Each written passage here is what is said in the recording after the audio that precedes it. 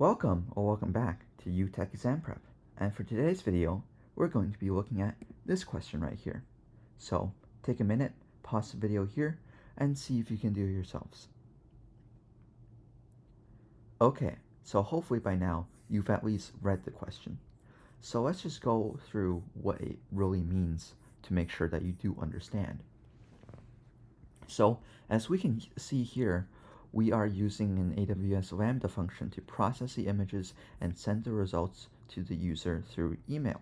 Now the users are getting multiple emails every time. That means that the Lambda function is being invoked multiple times per message and per image. Now the reason that this is happening is that the queue timeout is way too short, because when the Lambda receives an image, the Lambda function will take time to process the image. And during that time period, the data in the queue becomes invisible, so other Lambda functions can't see it and invoke a new Lambda function.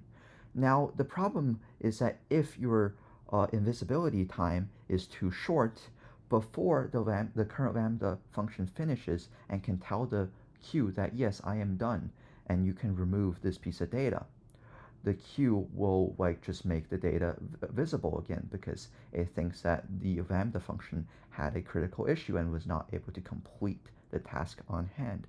Therefore, other Lambda functions are going to pick it up, and therefore you're going to get multiple messages because multiple Lambda functions are getting invoked. Now there are two solutions to this problem. Solution number one, which is the easier solution in my opinion, is to just increase the timeout, the visibility timeout, meaning you make the data invisible for longer. Therefore, it gives the Lambda function more time to complete said task, so it can mark it off in the queue. The second option is to increase the Lambda processing speed.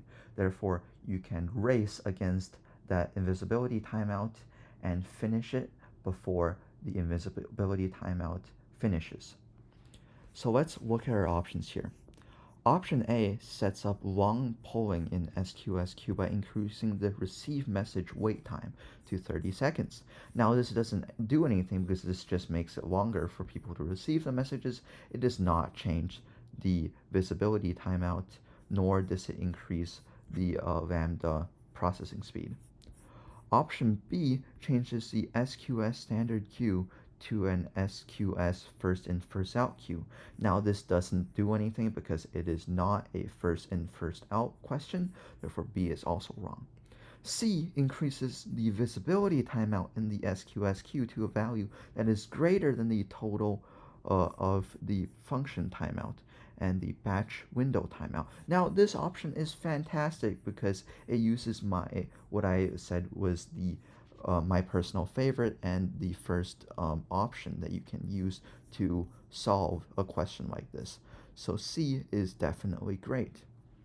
Option D modifies the Lambda functions to delete each message from the SQS queue immediately after the message is read for processing.